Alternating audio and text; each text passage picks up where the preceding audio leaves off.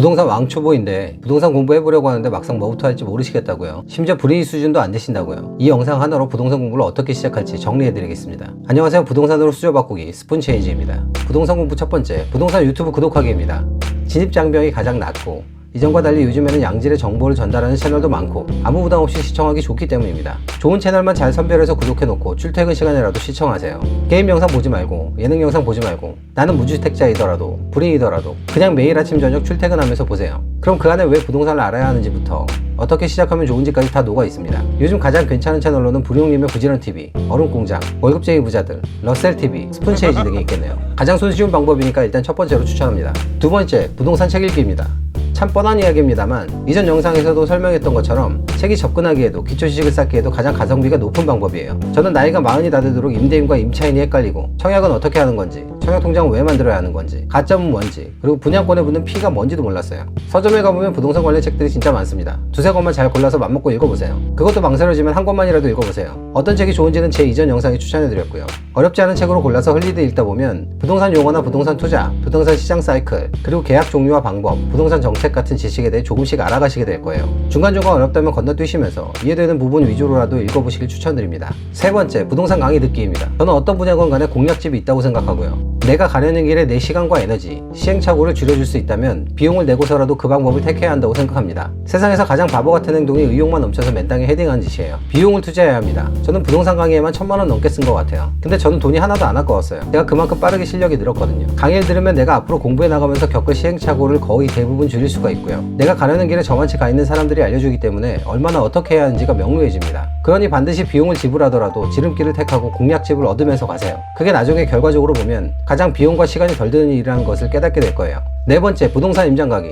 부동산 임장이라고 하면 초보자 입장에서는 무언가 부담스럽고 막막하실 수 있는데 일단 기본적인 것들만 알고 한번 가보시는 것을 추천드립니다. 먼 지역이나 생소한 지역은 처음엔 부담스러우실 수 있어요. 그러니까 심리적 부담을 좀 낮추기 위해서 우리 집이 있는 지역이나 내 직장 근처부터 먼저 시작해 보시길 추천드려요. 내가 익숙한 지역이기도 하고 내 생활 동선 안에 있는 지역이기 때문에 퇴근 후나 주말에 돌기도 좋아요. 그런데 기본적인 것들은 좀 공부를 하고 가시는 게 좋습니다. 내가 가서 뭘 봐야 할지와 동선 파악 정도는 하고 가야 현장에서 막막하지 않거든요. 일단 그 지역이나 혹은 더 좁게 그 동네의 분위기와 상권만 본다라고 생각하고 가도 좋을 것 같습니다. 내가 잘 아는 우리 동네, 맨날 가는 직장 근처라고 해도 내가 동네 주민이나 직장인으로서 매번 지역을 다니는 것과 부동산 투자자의 눈으로 지역을 보는 것은 천지 차이가 있거든요. 아마 안 보이던 것들이 눈에 보이실 거예요. 초등학교는 어디 있는지, 학원가는 어디 있는지, 상가는 많은지, 그 상가의 종류들은 어떤 것들인지, 그 동네 사람들은 어떤 느낌을 풍기는지 등을 위주로 본다고 생각하고 일단 한번 돌아보세요. 현장에서 드는 생각이 있을 겁니다. 실제로 임장 가서는 어떤 것들을 봐야 하고 동선을 어떻게 짜는지 등은 제가 추후에 따로 영상으로 만들어서 알려드릴게요. 마지막으로 다섯 번째, 부동산 어플과 친해지세요. 사용할 줄 모른다고 그냥 두지 마시고요.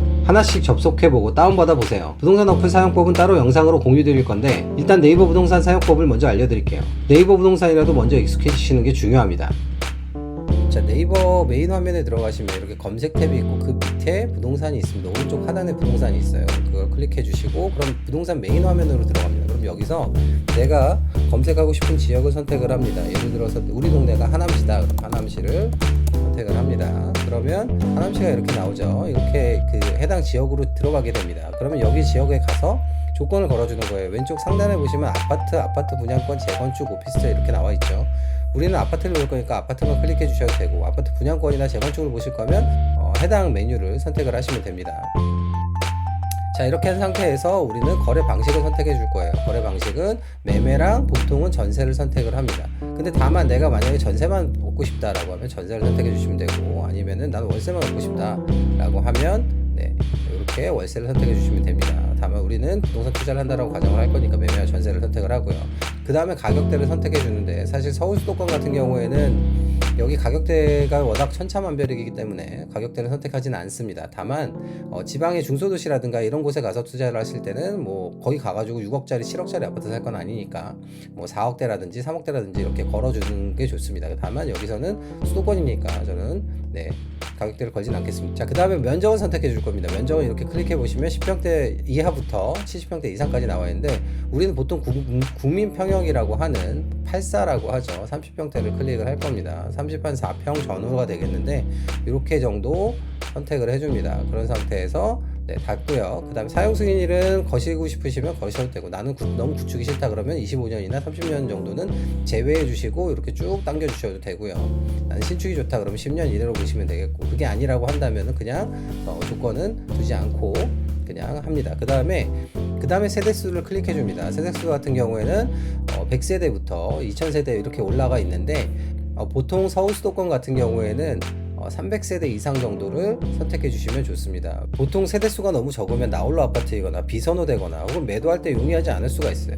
그리고 아무래도 세대수가 적을수록 커뮤니티 시설이나 이런 게 적고 단지 내 여유 공간도 적고 관리비도 좀 더 비쌀 수 있거든요. 그래서 대단지를 보통 선호를 합니다. 그래서 우리는 약 300세대 이상 정도를 일단 선택해 볼 거예요. 자, 그리고 나서 여기 상세 매물 검색도 있는데 이건 참고만 하시면 될 것 같아요. 층수 같은 경우에 1층이 좋다 그러면 1층을 선택하시면 되고, 저층이나 중간층이나 고층이나, 그러니까 저층이나 탑층을 제외하고 싶다 그러면 중간층하고 고층만 선택하시면, 중간층이나 고층을 선택하시면 되겠고, 그렇게 되는 겁니다. 자, 그 다음에 방수는 뭐 몇 개 이상, 욕실은 몇 개 이상 이런 것도 선택할 수 있고, 향은 동향이나 남향이냐 남서냐 남동이냐 뭐 이런 것들을 선택할 수가 있고, 그 다음에 융자금은 나는 융자금이 없는 게 좋겠다, 나는 집주인이 혹은 매도인이 융자가 없었으면 좋겠다라고 한다면 융자금 없으면 선택하시면 되겠고, 상관없으면 선택합니다. 보통은 선택을 하진 않습니다.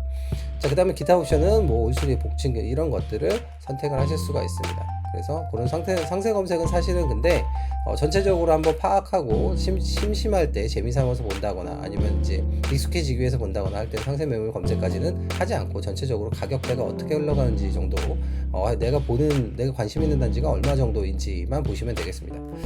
자, 그래서 여기 하남시 같은 경우에는 지금 요 미사역 주변으로 5호선 미사역 주변이 가장 상권이 잘 발달돼 있고, 그 다음에 요 옆에 있는 미사강변 푸르지오, 여기가 대장 단지입니다. 그러면 미사강변 푸르지오는 얼마인가, 하남시의 대장은 얼마인가 한번 보려면 이렇게 클릭을 합니다. 클릭을 하고 나서 여기 매매 전세는 선택이 되어 있죠. 그 다음에 30평대로 선택이 되어 있을 테니까 평형대가 익숙하지 않다면, 숫자가 익숙하지 않다면 그냥 30몇 평 이렇게 해가지고 평으로 보시는 게 좋습니다. 그래서 33평형대, 우리 84라고 하는 평형을 보고요.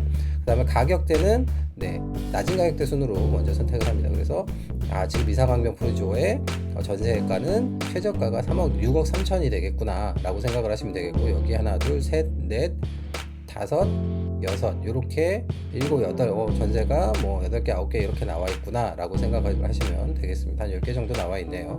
그 다음에 제가 지금 여기 먼저 동일 매물 묶기, 저는 항상 동일 매물 묶기를 하기 때문에 이렇게 동일 매물 묶기 체크가 되어 있는데, 요건 무슨 의미냐면 이 집주인이 이 하나의 이 매물에 대해서 중개사를 5곳에다가 내가 홍보를 했다, 나 여기다가 집 내놓겠습니다 라고 5군데의 부동산에 전화를 했다 라고 하면 5군데 부동산에서 이 해당 매물을 똑같이 올립니다. 그러면 이 동일 매물 묶기를 하지 않으면 이 매물이 각각 하나씩으로 나와요. 그러면 똑같은 집에 내가 홍보를 5군데에다가 부동산에 내놨다고 해서 5개의 매물이 있는 것처럼 보이게 됩니다. 그래서 동일 매물 묶기를 선택해 주시는 게 좋고요. 자, 그런 상태에서 쭉 내려가서 전세가는 이 정도가 되는구나. 그럼 매매가 최저가는 얼마일까? 10억 1천이구나. 근데 저층이네. 그럼 중층은 얼마 정도 되지? 중층은 보니까 고층은 10억 8천 정도가 현재 가격이구나 라고 생각하시면 되겠습니다. 그래서 그런 식으로 가격을 좀 확인하시면 되겠습니다. 그래서 하남시의 지금 대장인 미사강변 푸르지오 같은 경우에는 84가 10억 8천 정도 되는구나 라고 생각을 하시면 되겠습니다. 그런 식으로 내가 아는 지역이라든가 내가 자주 가는 곳, 그 다음에 내가 다니는 직장 근처 이런 곳들을, 궁금한 곳들을 그냥 심심할 때마다 네이버 켜셔서 이렇게 쭉 훑어보시면 되세요. 그런 식으로 재미삼아서 습관을 들이고 친숙해지시는 게 좋습니다. 그럼 어디 지나가다가도 처음 보는 아파트를 보면 저긴 얼마지? 이러면서 네이버 부동산 어플을 켜고 보고 하는 습관이 들어요. 그렇게 시작해서 조금씩 익숙해져 가는 겁니다. 자, 오늘은 부동산이 정말 처음이고 공부를 막 시작하고 싶은 왕초보분들을 위한 내용을 담았는데요. 앞으로도 부동산을 알아가는 데 있어서 중요한 내용들을 많이 다룰 예정이니 구독과 좋아요 꼭 눌러주시고요. 2024년에는 모두 부동산에 대해 좀 아는 사람이 되시길 바라겠습니다. 감사합니다. 지금까지 스푼체인지였습니다.